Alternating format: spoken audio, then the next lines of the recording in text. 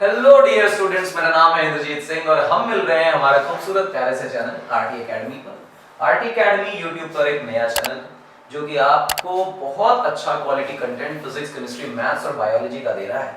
पूरे साल आपको हम पढ़ाएंगे, ये चारों सब्जेक्ट्स थॉरली कंप्लीट कराएंगे और आपके बोर्ड्स एग्जामिनेशन और आपके स्कूल एग्जामिनेशंस को फोकस करते हुए, कंपटीशन की तरफ उनके स्टैंडर्ड के प्रॉब्लम्स ना करते हुए या उनकी डिमांड पूरी ना करते हुए, जो हमारे स्कूल्स की और हमारे बोर्ड एग्जामिनेशन की डिमांड है, जिस पैटर्न पे पढ़ाई होनी है, हम वो करने वाले हैं। थ्योरी को डिटेल में करेंगे, डेरिवेशंस पे बहुत फोकस करेंगे, बोर्ड में आने वाले सवालों पर काम करेंगे। क्लास 12th चल रहा है, हम बहुत लंबे समय से साथ में पढ़ाई कर रहे हैं। करंट इलेक्ट्रिसिटी हमारा चैप्टर चल रहा है और हमने अभी तक ड्रिफ्ट वगैरह पढ़ ली है, पर क्या मैकेनिज्म है करंट के फ्लो का वो हमने सीख लिया है। बेसिक करंट की प्रॉब्लम्स कर ली हैं, एवरेज इंस्टेंटेनियस करंट जान लिया है, डेफिनेट डायरेक्शन में करंट जाता है भी पता कर लिया है, करंट की डायरेक्शन क्या होती है, पॉजिटिव चार्ज के हिसाब से मानते हैं, नेगेटिव से भी कर लिया है।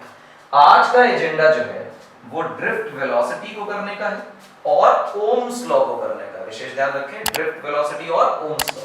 तो मेरा आज का एजेंडा ड्रिफ्ट वेलोसिटी ही मेन है, यहीं से हम काम को स्टार्ट करेंगे। चलो करते हैं। फॉर्मूला फॉर ड्रिफ्ट वेलोसिटी, सबसे पहले ये समझें कि ड्रिफ्ट वेलोसिटी क्या होती है।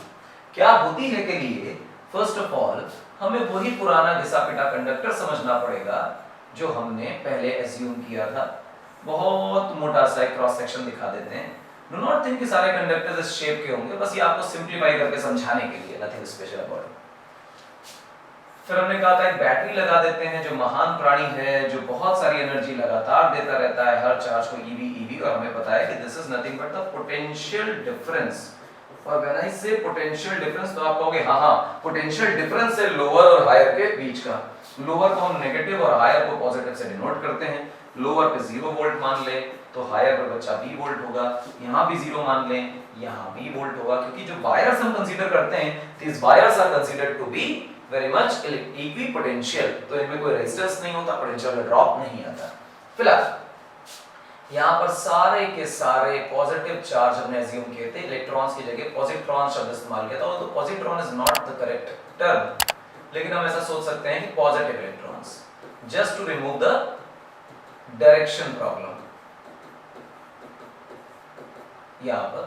और इनके ड्रिफ्ट वाले हिस्से को हमें पढ़ना था, वो जो रैंडम मोशन है उसे हम इग्नोर कर देते थे, याद कर लीजिए सब, तो अच्छा लगेगा। ये देखें आगे की तरफ सब इलेक्ट्रिक फील्ड की वजह से भाग रहे हैं, भाग रहे हैं, भाग रहे हैं, भाग रहे हैं, भाग रहे हैं, और ये ऐसे इस प्रकार से। तो क्या ये एक्सेलरेट नहीं हो रहे? नहीं, बिल्कुल एक्सेलरेट हो रहे हैं। क्या टकरा नहीं रहे हैं? बिल्कुल टकरा रहे हैं। हम इसके टक्कर क्यों नहीं मान रहे? क्योंकि हमें ड्रिफ्ट पढ़ना है, रैंडम मोशन नहीं पढ़ना है।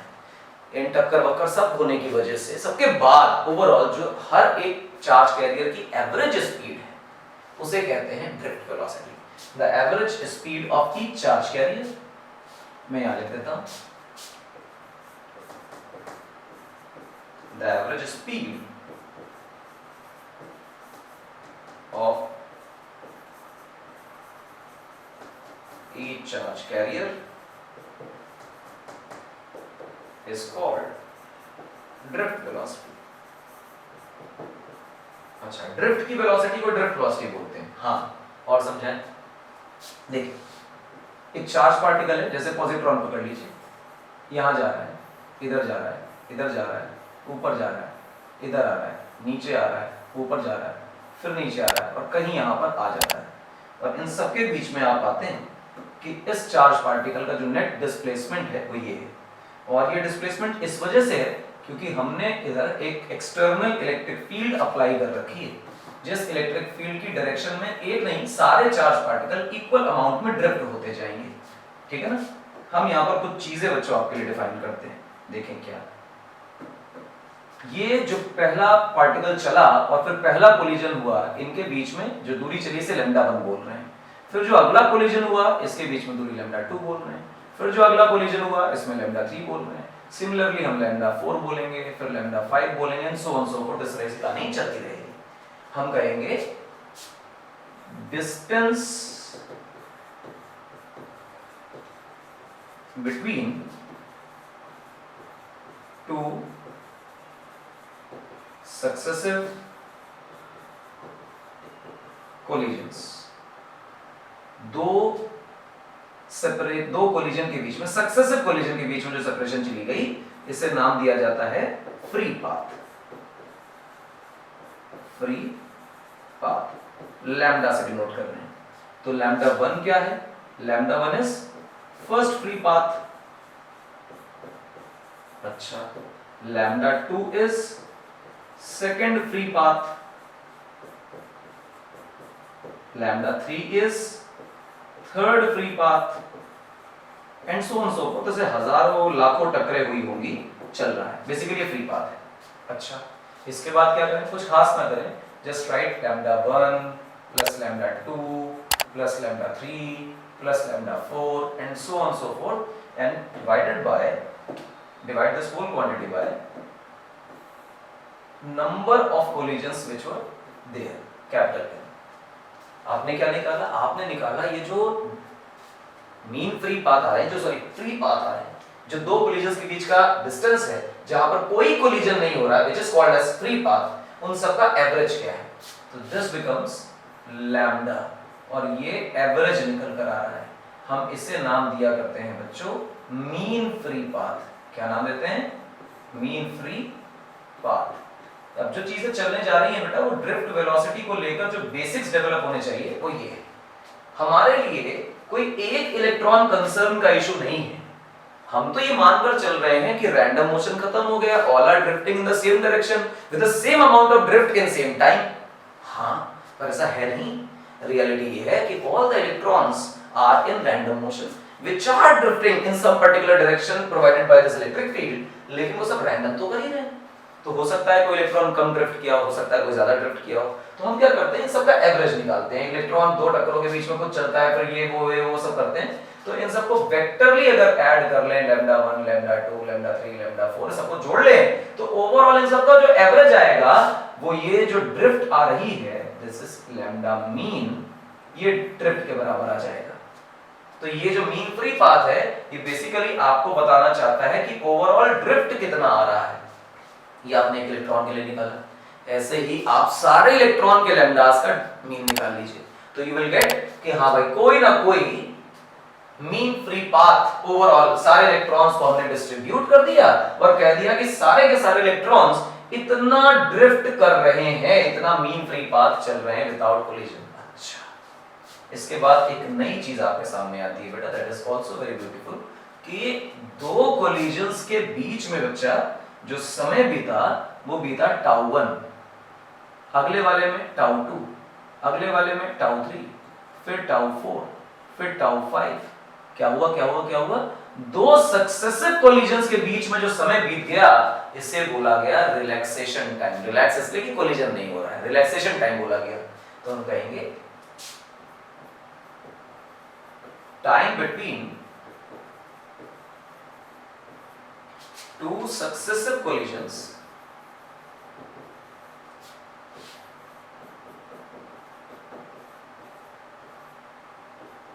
is called, क्या कहलाता है ये कहलाता है रिलैक्सेशन टाइम। अच्छा, तो इसका मतलब लैम्डा 1 कौन है? Lambda 1 is first relaxation time, lambda 2 कौन है? This is nothing but second relaxation time, मतलब किसी और दूसरे कोलिजन के बीच की बात हो रही है। तो मैं कहूं, सॉरी लैम्डा लिख दिया मैंने, this is termed as tau 1 tau 2। Tau 1 first relaxation time, tau 2 second relaxation time. अच्छा, तो अगर मैं टाउ मीन या एवरेज निकालने की कोशिश करूं, तो I would be writing tau 1 plus tau 2 plus tau 3 plus tau 4 plus so on और upon number of collisions, n for number of collisions। तो you have got कितना displacement आया and you have got इतना time लगा। तो what is my drift velocity? Now look at the drift velocity। मैं इसको यहाँ लिख देता हूँ तो थोड़ा अलग हो जाएगा। What is drift velocity बच्चा बताइए? तो आप कहेंगे drift velocity is the average displacement divided total time taken। कितना टोटल टाइम लगा और कितना डिस्प्लेसमेंट चला गया, ये सब मिला लोगे तो क्या बन जाएगा तुम्हारा? ये बन जाएगा ड्रिफ्ट वेलोसिटी। और ड्रिफ्ट वेलोसिटी के लिए जो हम सिंबल बेटा इस्तेमाल करते हैं वो v और सबस्क्रिप्ट d ऐसे इस्तेमाल करते हैं। This is our drift velocity. अच्छा आसान है ये तो? हाँ आसान है, बिल्कुल आसान है, क्या बुराई है इसमें? अच्छा और करेंगे, बिल्कुल करेंगे। चलिए देखिए क्या स्टोरी। हम वही अपना कंडक्टर बनाए और कुछ छोटे मोटे खेल खेलते हैं कंडक्टर के साथ। लेट्स से कि हमारे पास कोई कंडक्टर, लेट्स से कि कोई और कंडक्टर, और फिर ये कंडक्टर इधर और ये कंडक्टर इधर, फिर हमने इसे जोड़ दिया किसी महान बैटरी से। बैटरी का पोटेंशियल डिफरेंस बचा b है, कहीं लोअर कहीं हायर पोटेंशियल है, यहाँ पर 0 और यहाँ पर b मान सकते हैं। We have got positrons, positrons, positrons, positrons, positrons, और so-called positive electrons everywhere. In reality, there is no positron or positive electrons. बस हमने इलेक्ट्रॉन को पॉजिटिव चार्ज इसलिए कंसीडर कर लिया कि वो ऑपोजिट डायरेक्शन बार बार बार बार एनकाउंटर ना करनी पड़े, इसके अलावा कोई कारण नहीं ना। कोई इलेक्ट्रिक फील्ड है? जवाब है हाँ, इलेक्ट्रिक फील्ड तो है। कहाँ है? देखिए इस दिशा में इलेक्ट्रिक फील्ड आपको दिखाई दे रही, हायर से लोअर और कैसे कैसे। तो देखो ये हायर पोटेंशियल है और ये लोअर पोटेंशियल है, तो यहाँ पर मेरे पास एक्सटर्नल इलेक्ट्रिक फील्ड आएगी। और ये बच्चा जो एक्सटर्नल इलेक्ट्रिक फील्ड होगी, if the length of the conductor is l across which the potential difference is applied, then v upon l is the electric field। तो क्या सारे चार्जेस पे किसी प्रकार की कोई फोर्स लगेगी? तो जवाब है हाँ, इलेक्ट्रिक फील्ड की दिशा में पॉजिटिव चार्जेस पर फोर्स लगने वाली है। और ये जो फोर्स होगी वो इलेक्ट्रिक फील्ड क्योंकि कांस्टेंट दिखाई दे रही, we have got constant potential difference and constant length of the conductor, hence the electric field is also constant. तो जो इलेक्ट्रिक फोर्स बच्चा आ रही होगी, उस इलेक्ट्रिक फोर्स को अगर आप बहुत गौर से देखोगे तो इलेक्ट्रिक फोर्स होती है Q times electric field, hence E times E is the force on each electron. हर एक इलेक्ट्रॉन पर लगने वाला जो फोर्स का अमाउंट है बेटे वो इतना है, विशेष ध्यान रखिएगा, E टाइम्स E। मैंने कहा ठीक है, कोई बुराई की बात नहीं।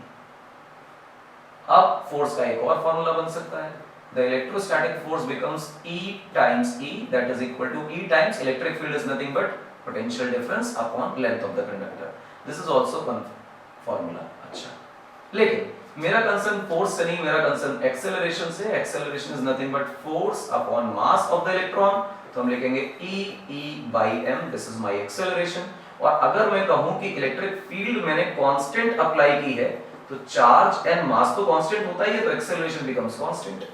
And if acceleration becomes constant, तो आप कहोगे अरे ये तो काइनेमेटिक इक्वेशंस काम करने लग जाएंगी इसमें। जब भी एक्सेलरेशन कांस्टेंट होता है तो क्लासिकल अप्रोच में वो काइनेमेटिक इक्वेशंस एप्लीकेबल होती हैं। हम जब ये कोलिजन वाली कहानी पढ़ रहे थे, इलेक्ट्रॉन चला, टकराया, टकरा के इधर चला, इधर चला, इधर चला, इधर चला, इधर चला, तो हर एक कोलिजन में तुम बच्चा ऐसा कंसीडर कर सकते हो कि यहाँ इंस्टेंटेनियसली पार्टिकल रेस्ट पर था। When this particle collided with some particle, instantaneously particle rest पे आया and then it changes the direction। तो हर कोलिजन के इनिशियली पार्टिकल रेस्ट पर था, ये हम कंसीडर कर सकते हैं। Now use second equation of motion, that is s equal to ut plus half of a t square। मैं सबका एवरेज ले रहा हूं, तो मैं लिख लेता हूं दिस लैम्डा मीन। ध्यान रखिएगा, मैं इसकी जगह पे लिख लेता हूं lambda mean. What is lambda mean? Lambda mean का मतलब एवरेज कितना डिस्प्लेसमेंट आया हर एक इलेक्ट्रॉन के लिए। वो जो मीन फ्री पाथ था उसका हमने एवरेज ले लिया, and that average is put at displacement place. और हर एक कोलिजन के इनिशियली पार्टिकल को हम रेस्ट पर मान रहे हैं। एक्सेलरेशन की जगह मेरे बच्चों E by m लिख रहे हैं, और टाइम की जगह बच्चों अगर हमने लैम्डा मीन लिया हुआ है तो टाइम की जगह तो फिर रिलैक्सेशन टाइम ही लेना पड़ेगा, तो हमने इसको स्क्वायर कर दिया। Now let me write only tau and lambda, I will not use mean again। तो आपको क्लियर है कि अगर आप लैम्डा और टाउ शब्द इस्तेमाल कर रहे हैं, you will not use for one electron। उसका कारण ये है कि करोड़ों की संख्या में इलेक्ट्रॉन है, अरबों की संख्या में इलेक्ट्रॉन है, और आप एक-एक की बातें नहीं कर सकते, you have to take average of them। तो जब भी हम लैम्डा और टाउ शब्द का इस्तेमाल करेंगे तो उसमें by means, by virtue of the number of electrons इतने ज्यादा हो गए कि वो बाय डिफॉल्ट हमें एवरेज ही पढ़ना है। इसको स्टैटिस्टिकल अप्रोच बोलते हैं। फिलहाल एक टाउ को उठा कर बच्चा आप नीचे भेज दीजिए, तो आपने यहाँ भेजा, इसको हमने लिखा E by m और आगे बचा टाउ, एंड यू नो कि लैम्डा by 2, टाउ तो हमारा ड्रिफ्ट वेलोसिटी होता है। This formula is very famous for drift velocity. Your drift velocity becomes what? E by m into tau. मेरी बात क्लियर है? जवाब है हाँ क्लियर है। क्या बुराई है इसमें? बिल्कुल नहीं, कोई तकलीफ नहीं है। ये रहा हमारा ड्रिफ्ट वेलोसिटी का शानदार फॉर्मूला। कई किताबों में ये फॉर्मूला 1/2 के साथ नहीं, कई किताबों में यही formula drift velocity equal to e by m into tau करके लिखा होता है। लेकिन आप कॉन्सेप्ट्स ऑफ फिजिक्स पढ़ेंगे तो एच.सी. वर्मा सर ने इसमें ये फॉर्मूला मेंशन किया हुआ है, तो मैं उसी को फॉलो करता हूँ।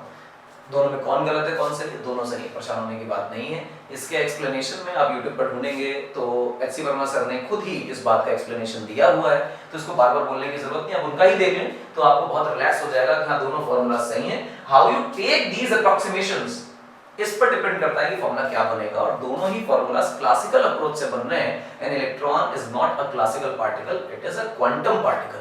तो उसकी फिजिक्स बिल्कुल अलग है, जिसको हम क्लासिकल अप्रोक्सीमेशन में लेकर आ रहे हैं। तो जैसा अप्रोक्सीमेशन आप लेते हैं वैसे फॉर्मूलास बनते चले जाते हैं। तो दीस फॉर्मूलास आर बोथ करेक्ट, लेकिन मेरी आपको सलाह है कि मैं जब ये यूज कर रहा हूं तो आप भी यही यूज करें। क्लियर है मेरी बात? This is world famous formula for drift velocity. अच्छा, current in terms of drift velocity, drift velocity कैसे लिखी जाए? तो आइए भाई ड्रिफ्ट वेलोसिटी लिखते हैं। And we have got some conductors. Cylindrical conductor लेने के काफी फायदे होते हैं, चीजें आसान हो जाती हैं रिलेटिवली समझना। डायग्राम बहुत सिमेट्रिक है, बस इसके अलावा कुछ खास नहीं है इसमें। यस, सारे के सारे पॉजिट्रॉन्स अब हम मानते हैं कि किसी कीमत पर एक्सेलरेट नहीं कर रहे हैं। When we give some particle its average velocity, तो हम मान लेते हैं कोई कांस्टेंट या एक्सेलरेशन वगैरह नहीं है, पार्टिकल उस पर्टिकुलर कांस्टेंट वेलोसिटी से चल रहा है, इस वजह से हम इसे ऐसा समझते हैं। v वोल्ट की पोटेंशियल डिफरेंस है, माइनस प्लस है, यहाँ जीरो है, यहाँ v है।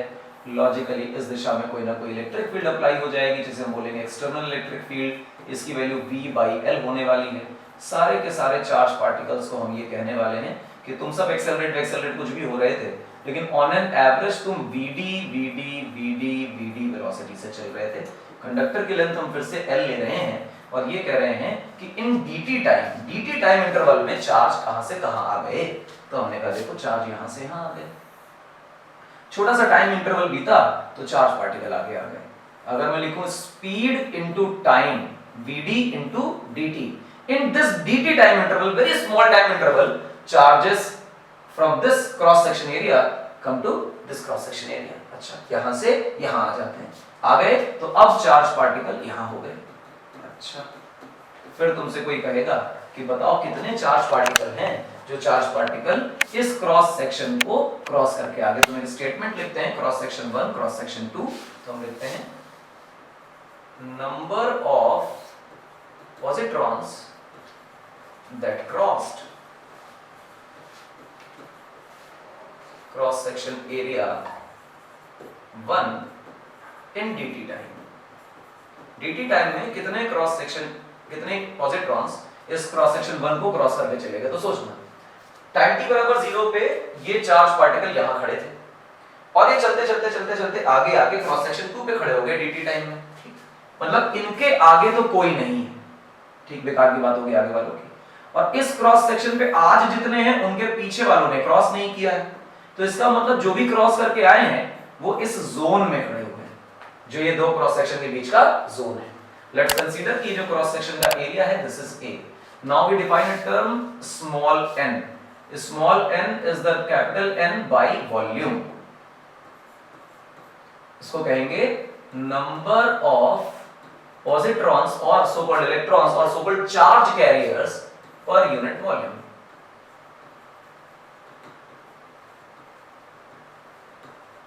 पर यूनिट वॉल्यूम कितने इलेक्ट्रॉन्स हैं, तो बस इस जगह पे कितने इलेक्ट्रॉन्स मौजूद है ये निकाल लिया जाए तो पता चल जाएगा dt टाइम में इतने लोगों ने इसे क्रॉस किया। तो हम कहेंगे ठीक है यार एक काम करो, अगर ये पर यूनिट वॉल्यूम के इलेक्ट्रॉनों की संख्या है तो बस वॉल्यूम से मल्टीप्लाई करो, काम हो गया। तो हम कहेंगे हाँ, तो अब देखो स्मॉल n बेटा यही रहा और वॉल्यूम से मल्टीप्लाई करना, एरिया इनटू vd/dt, लंबाई vd/dt है और इस क्रॉस सेक्शन का एरिया a है। तो हमने इस जोन का वॉल्यूम निकाला ए वीडी डीटी। तो ये वो नंबर ऑफ इलेक्ट्रॉन्स निकल आए जिन्होंने इसे क्रॉस कर रखा था। अच्छा, पूछा जाए कि कितना चार्ज क्रॉस कर गया, तो चार्ज क्रॉस करने के लिए आप क्वांटाइजेशन का फॉर्मूला लगाएंगे। This quantization says dq equal to n times e। कितने इलेक्ट्रॉन्स क्रॉस करके गए, कितने इलेक्ट्रॉन्स क्रॉस करके गए साहब, ये तो हमें पता है, na vd dt times e। Charge के बारे में तुम्हें जानकारी है तो तुम्हें करंट के बारे में भी जानकारी होगी। Instantaneous current says dq by dt, तो हम कहेंगे इंस्टेंटेनियस चार्ज तो हमने निकाला था, दैट na, उसके बाद vd, फिर dt, फिर e डिवाइडेड बाय dt कर दें तो ये करंट बन गया, डिवाइड मार देंगे dt से dt कट जाएगा, my current came to nea vd, current comes out to be this much. पता चला कि करंट का सुपर्ब फॉर्मूला बनता है I equal to nea vd। It is not only important as it is mi mj type formula, most important, महाजोरदार, बहुत शानदार formula है। Derivation कितनी आसान है। हम लोगों ने ड्रिफ्ट वेलोसिटी को अलग सीखा है और इसको अलग सीखा है। अगर आप इसको वन गो में सीखेंगे तो बहुत लंबा लगेगा, टुकड़ों में तोड़ लीजिए। पहले ड्रिफ्ट वेलोसिटी की डेरिवेशन पिछले स्लाइड की तरह कर लीजिए और उसके बाद करंट की डेरिवेशन अभी कर लीजिए। करना क्या है कि आप मान लीजिए कि हमारे जो इलेक्ट्रॉन्स या पॉजिट्रॉन्स व्हाटएवर जो हम कंसीडर कर रहे हैं वो एक्सेलरेट वगैरह नहीं हो रहे हैं, हम उन्हें एवरेज वेलोसिटी से चलता हुआ मान रहे हैं और वो एवरेज वेलोसिटी कितनी होती है, vd, ड्रिफ्ट वेलोसिटी होती है। अच्छा, वो ड्रिफ्ट वेलोसिटी से आगे चल रहे हैं, बिल्कुल चल रहे हैं। चलते चलते क्या हो रहे हैं, किसी एक वन क्रॉस सेक्शन से dt टाइम में speed into time vd times dt दूरी आगे चले जाते हैं, तो इतनी दूरी चल लेते हैं। इतनी देर में कितने चार्ज कैरियर्स ने पहली सरफेस को क्रॉस किया, तो हमने कहा यार इसको क्रॉस करके लोग आगे आ गए। इस जोन में जो इलेक्ट्रॉन्स भरे हुए हैं उन्होंने इसे क्रॉस किया हुआ है। कितनों ने क्रॉस किया है, तो हम कहेंगे यार एक चीज डिफाइन करो, number of electrons per unit volume. एक पर यूनिट वॉल्यूम कितने इलेक्ट्रॉन्स हैं, और अगर number of electron per unit volume पता है तो बस वॉल्यूम का मल्टीप्लाई करने पे पता चल जाएगा टोटल इलेक्ट्रॉन्स कितने हैं। अगर मैं टोटल कंडक्टर का वॉल्यूम को मल्टीप्लाई करूंगा तो टोटल इलेक्ट्रॉन्स आ जाएंगे, और अगर किसी जोन के इलेक्ट्रॉन का मल्टीप्लाई करूंगा तो वॉल्यूम का मल्टीप्लाई करूंगा तो जोन के इलेक्ट्रॉन्स आ जाएंगे। तो इस पर्टिकुलर जोन में कितने इलेक्ट्रॉन्स हैं, जोन का वॉल्यूम मल्टीप्लाई करने पे पता चलेगा। What is the volume of this zone, vd dt is the length and area is the area, तो मल्टीप्लाई किया वॉल्यूम आ गया। चार्ज निकालना है तो क्वांटाइजेशन हम सबको पता है, चार्ज e से मल्टीप्लाई किया, dt से डिवाइड किया, करंट आया। वेरी सिंपल, वेरी आसान, पर महा इंपॉर्टेंट, मोस्ट इंपॉर्टेंट, महाजोरदार, खतरनाक चीज है। अब मैं इसके आगे आता हूं। मैं आपको इसमें दो चार बातें और बताता हूं कि जो करंट का फॉर्मूला बेटा हमने लिखा वो लिखा nea vd, और जो मैंने बेटा vd का फॉर्मूला लिखा वो लिखा 1/2 ee by m into tau। अब यार करंट के फॉर्मूला में अगर हम vd की वैल्यू डाल दें तो कुछ चला जाएगा, बिल्कुल नहीं जाएगा, तो पुट करिए 1/2 ee by m into tau। Current को मैं अलग रख रहा हूं, ne square a divided by 2m into मैं यहां पे टाउ रख रहा हूं। और इलेक्ट्रिक फील्ड को अगर तुम याद करो तो हमने लिखा था पोटेंशियल डिफरेंस अपॉन लेंथ, यही फॉर्मूला होता है इलेक्ट्रिक फील्ड का। This electric field can be written as v by l। मैं फिर से करता हूं कि ne squared tau by 2m को अलग रखा, a को यहां रखा, l को यहां रखा और v को यहां रखा, यहां सामने आई। v को अकेला करो, बाकी सबको लेफ्ट में ले जाओ, तो you will get to know कि जो तुम्हारा पोटेंशियल डिफरेंस है बच्चा ये आ रहा है 2m by ne squared tau, उसके बाद लेंथ ऊपर जाएगी, एरिया नीचे आएगा और सामने लिखा हुआ है current. This is very important formula. ये एक हाइपोथेटिकल थ्योरी है जो प्रैक्टिकल रिजल्ट्स को, एक्सपेरिमेंटल रिजल्ट्स को वेरीफाई कर देती है, इस वजह से सही भी मानते हैं। Now look at this, this whole term is a constant. हमें कैसे पता कि ये टर्म कांस्टेंट है? बड़ा आसान है कांस्टेंट कहना, mass of electron is constant, 2 is a pure number and number of electron per unit volume, copper के लिए अलग, आयरन के लिए अलग, कांस्टेंट कैसे? अबे आयरन के लिए अलग, कॉपर के लिए अलग, but if you take copper तो कॉपर के लिए तो फिक्स हो गया ना। हां, मतलब मटेरियल फिक्स करते ही n फिक्स हो जाएगा, इलेक्ट्रॉन का चार्ज फिक्स है ही। tau is the relaxation time, depends on temperature, but if you fix the temperature then tau becomes fixed। जो कंडक्टर आपने लिया उसका लेंथ और एरिया भी फिक्स है। यानी कि v upon I जो रेशियो है, this ratio is a constant। अरे अरे अरे, तो सुना है हमने कहीं, क्या सुना है? ये तो ओम्स लॉ है। हाँ ये ओम्स लॉ है। ये ओम्स लॉ की प्रूविंग है? नहीं, प्रूविंग नहीं है। अभी तो प्रूव किया हमने ना, ना प्रूव नहीं किया। We have just justified the theory with an justification of Ohm's law. अगर मेरी थ्योरी सही है, उसे जस्टिफाई करना पड़ेगा किसी लॉ को। एक एक्सपेरिमेंटल लॉ है ओम्स लॉ, उस एक्सपेरिमेंटल लॉ को अपनी थ्योरी में सारे फैक्टर्स के साथ हम प्रूव कर देते हैं। तो ये एक बढ़िया सा फार्मूला बन गया। सर ये जो कांस्टेंट होता है, तो बचपन में पढ़ा था कि रेजिस्टेंस होता है। हाँ रेजिस्टेंस होता है, तो इसका मतलब ये रेजिस्टेंस है। हाँ ये रेजिस्टेंस है। अच्छी बात। लिखिए, रेजिस्टेंस का फॉर्मूला आएगा 2m by n square tau multiplied by l by a। नहीं हम नहीं मानते, हमने तो रेजिस्टेंस का formula rho l by a पढ़ा है। ये रो क्या है? इसको हम लोग 10वीं क्लास में बोलते थे रेजिस्टिविटी। क्लियर है मेरी बात? हाँ क्लियर है। इसका मतलब ये हुआ कि ये जो ड्रामा लिखा हुआ है, this is your resistivity. This resistivity becomes 2m by n e square tau. ओहो बहुत बढ़िया। यही हमारी अगली स्लाइड, और वो है रेजिस्टेंस एंड रेजिस्टिविटी। आइए रेजिस्टेंस एंड रेजिस्टिविटी पे चर्चा करते हैं। Resistance is 2m by n e square tau, this is l by a।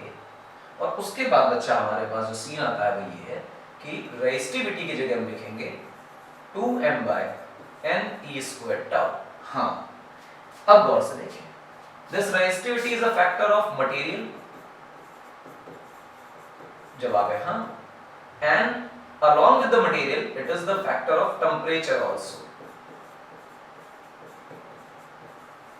अच्छा टेम्परेचर कैसे? ये जो टाउ है ना, ये टाउ बदलेगा टेम्परेचर का। कितनी जल्दी जल्दी कोलिजन हो रहा है, क्योंकि काइनेटिक एनर्जी पे डिपेंड करेगा। And if you increase the temperature then the random motion increases and the frequency becomes high. जल्दी जल्दी टकरे होंगी, टाइम हो जाएगा छोटा, रो बढ़ जाएगा। Now look at the resistance. Material पे डिपेंड करता है, ऑफ कोर्स मटेरियल पे डिपेंड करता है। कैसे करता है? अभी जब रो कर रहा है तो वो तो करेगा, उसके अंदर फैक्टर हुई। टेम्परेचर पे करता है, हाँ टेम्परेचर पे भी करता है। और डायमेंशंस पे भी करता है। डायमेंशन का मतलब एमएलटी नहीं, डायमेंशंस का मतलब शेप एंड साइज।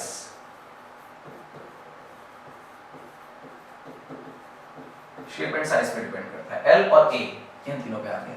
तो अच्छा ये बताओ कि रेजिस्टिविटी शेप एंड साइज पे डिपेंड करती है, तो हम कहेंगे does not depend on shape and size. याद रह जाएगा? जी हाँ याद रहना चाहिए। ये थ्योरी है, कंप्लीट हो गई। अगर मैं रेजिस्टेंस की यूनिट निकालने जाऊं तो आप कहोगे V upon I is resistance, यानी volt upon ampere is the resistance. इसको हम लोग बोलते हैं ओम। सिंबल होता है ये ओमेगा, ओम। क्लियर है मेरी बात?